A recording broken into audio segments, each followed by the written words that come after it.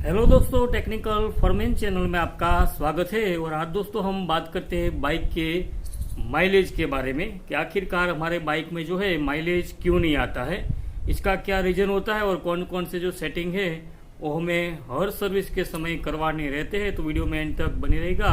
और अभी तक आपने हमारे चैनल को सब्सक्राइब नहीं किया है तो प्लीज़ जाके चैनल को सब्सक्राइब कर लेना, साथ साथ बेल आइकन को ऑल पर सेट करके रख लेना ताकि आने वाले वीडियो की जो है खबर आपको मिलती रहे। तो चलिए स्टार्ट करते हैं।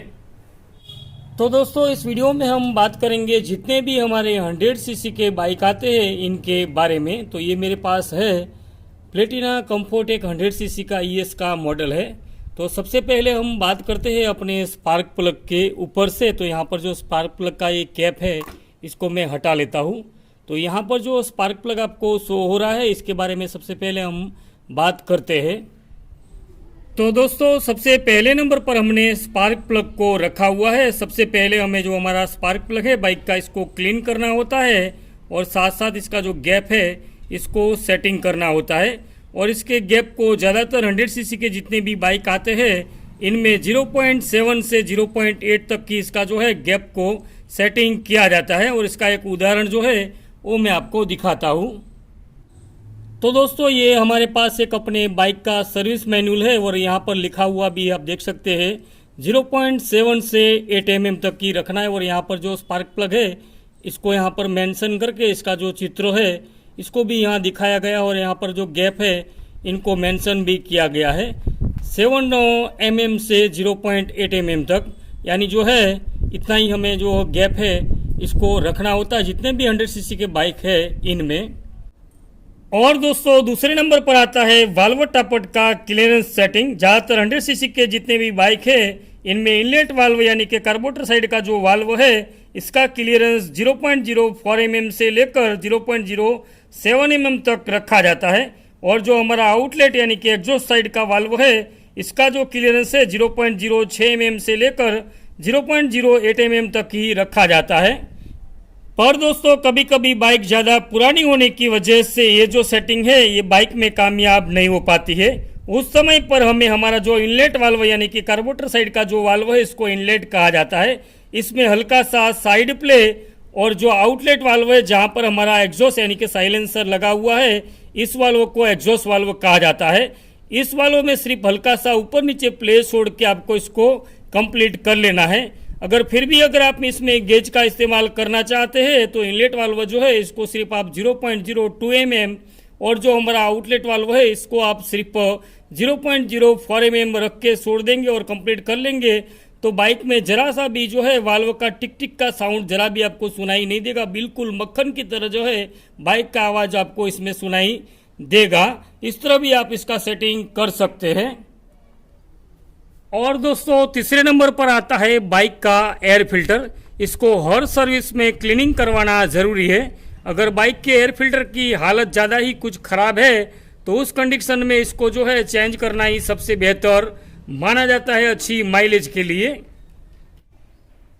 और चौथे नंबर पर आता है बाइक का इंजन ऑयल लेवल चेक करना बहुत ही ज़रूरी है। अगर बार बार ऑयल लेवल नीचे जा रहा है यानी ऑयल ख़त्म हो रहा है और बार बार आपको ऑयल को टॉप अप करने की ज़रूरत पड़ रही है तो आपको समझ जाना है कि बाइक का इंजन जो है वो काम मांग रहा है। कभी कभी दोस्तों ऐसा भी होता है कि बाइक में वाइट स्मोक की प्रॉब्लम ना होते हुए भी पिस्टन रिंग का जो काम है वो आ जाता है और उस समय जो है हमें पिस्टन रिंग का काम करवाना भी पड़ सकता है। पाँचवें नंबर पर आता है बाइक का इंजन ऑयल चेंज करना। कंपनी के अकॉर्डिंग आपको अपनी बाइक का समय पर इंजन ऑयल चेंज करना पड़ता है।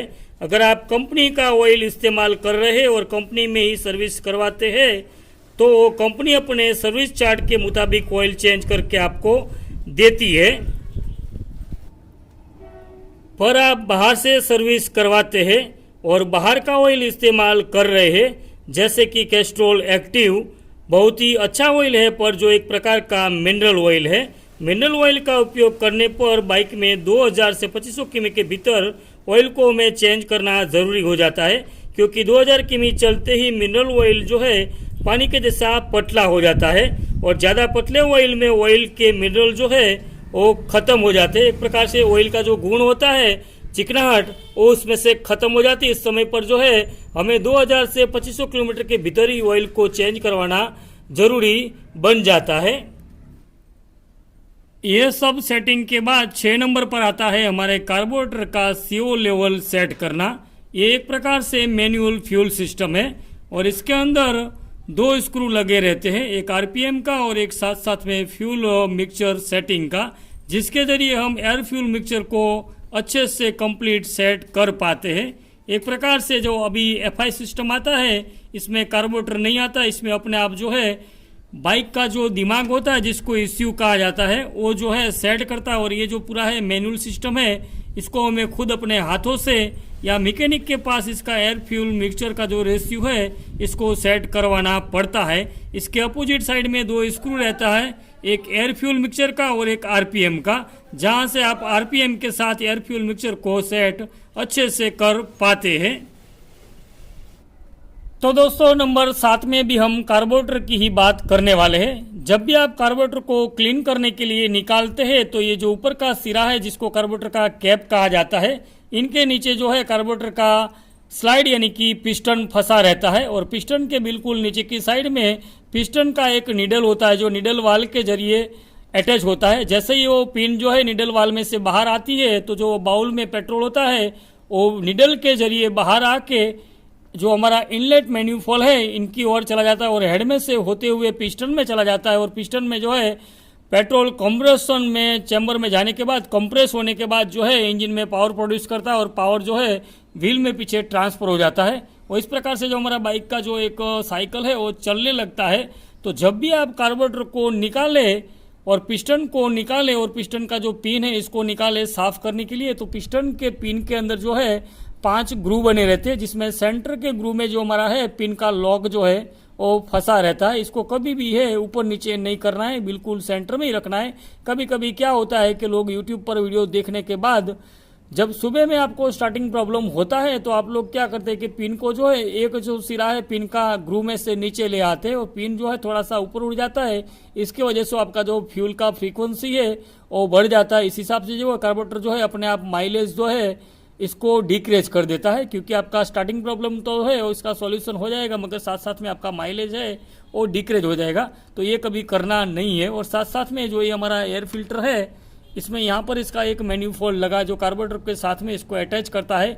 अगर ये कहीं से भी आपको ऐसा लगे कि टूटा हुआ है या इसमें कोई ब्रेक है तो इसको आपको चेंज कर देना। साथ साथ यहाँ पर भी एक मैन्यूफॉल है, यहाँ पर एक इसका वॉशर है, ये भी कहीं से भी लीक नहीं होना चाहिए। इसमें अंदर दोनों तरफ में एक इस तरफ में एक इस तरफ में रबर का ओरिंग आता है। जब भी आप कार्बोरेटर को क्लीन करने के लिए निकालें तो इस ओरिंग को भी चेक कर ले। साथ साथ में अगर ओरिंग में कहीं भी ऐसा लग रहा है कि ओरिंग ठीक नहीं है तो साथ साथ ओरिंग आता है 10 रुपये का 2, इसको भी चेंज कर ले। तो जो आपका फ्यूल का फ्रीक्वेंसी है वो इंक्रीज होगा, डिक्रीज नहीं होगा। और जैसा मैंने कहा कि जो पिन का ग्रू है इसको बिल्कुल हमें लॉक को सेंटर में रखना है, ना कि ऊपर ना ही नीचे।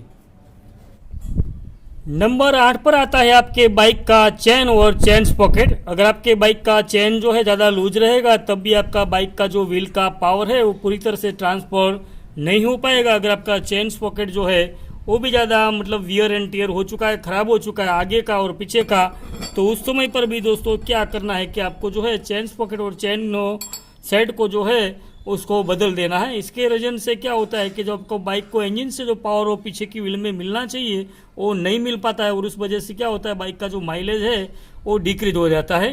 तो इस बात का भी आपको अच्छे से ख्याल रखना है।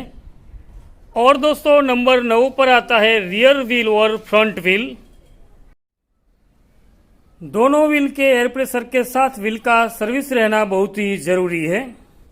कई लोगों के बाइक में मैंने देखा है कि व्हील के बेरिंग जो है वो जाम हो रखे हैं या फिर व्हील के ब्रेक शूज जाम हो रखे हैं। इस पोजीशन में क्या होगा कि जो व्हील आसानी से घूमना चाहिए वो आसानी से नहीं घूमेगा और जाम घूमेगा। अगर व्हील जाम घूमेगा तो आपको पता ही है कि जो माइलेज है बाइक का वो ड्रॉप होने वाला ही है। अगर इस प्रकार से व्हील जाम घूम रहा है तो सबसे पहले तो आपको जो है व्हील को इस प्रकार से घुमा के चेक कर लेना है। अगर आपको लग रहा है कि व्हील सही में थोड़ा सा जाम घूम रहा है, अगर आप दोनों व्हील को सर्विस कराने जाएंगे, अगर हम आगे के व्हील की बात करें, एक व्हील के बेरिंग में जो है कम से कम 2 बेरिंग आता है आगे में और पीछे में 3 बेरिंग आता है। तो इसमें 2 बेरिंग के हिसाब से हम इसमें खर्च जोड़े तो 2 बेरिंग का 200 रुपया और जो हमारा इसमें ब्रेक शू है इसका 150 रुपया। अगर अब पूरा टोटल व्हील का खर्च हम जोड़े तो 350 रुपया और सर्विस का तकरीबन होगा 150 रुपया। कुल मिला के 500 रुपये में जो आपका एक व्हील है इसमें बिल्कुल नए जैसा फ्रेश हो जाएगा और व्हील जो है इस प्रकार से आप देख सकते हैं घूम पाएगा। तो इस बात का आपको अच्छे से ख्याल रखना है, व्हील कभी भी जो है वो आपका जाम नहीं घूमना चाहिए, बिल्कुल इस प्रकार से फ्री होना चाहिए। और साथ साथ में जैसे मैंने कहा कि इसका एयर प्रेशर है इसको भी आपको अच्छे से मेंटेन करके रखना है, तभी जाके आपके बाइक का माइलेज है वो बिल्कुल जो है आपको अच्छे से मिल पाएगा। तो दोस्तों लास्ट नंबर 10 पर यह सब सेटिंग कंप्लीट होने के बाद भी अगर माइलेज नहीं आता है तो बाइक के इंजन में प्रॉब्लम हो सकता है, कार्बोरेटर में भी प्रॉब्लम हो सकता है, क्योंकि कभी कभी कार्बोरेटर की स्लाइड ज़्यादा वियर होने पर भी माइलेज नहीं आता है। कार्बोरेटर एक मैनुअल मैकेनिज्म है, कभी कभी खराब भी हो सकता है। वैसे भी कंपनी अकॉर्डिंग कार्बोरेटर को 50 से 60,000 किलोमीटर के बाद चेंज करना होता है। तो दोस्तों इंजन के रिलेटेड प्रॉब्लम की बात करें तो जैसे पिस्टन रिंग वियर कर जाना, हेड के वाल्व लीकेज हो जाना, ये सब माइलेज के लिए बहुत ही जिम्मेदार पार्ट्स जो है पुर्जे माने जाते हैं। तो फिर माइलेज के बारे में आपको अच्छे से समझ में आ गया होगा। तो फिर मिलते हैं अगले टॉपिक्स के साथ में, तब तक के लिए दोस्तों जय हिंद, वंदे मातरम।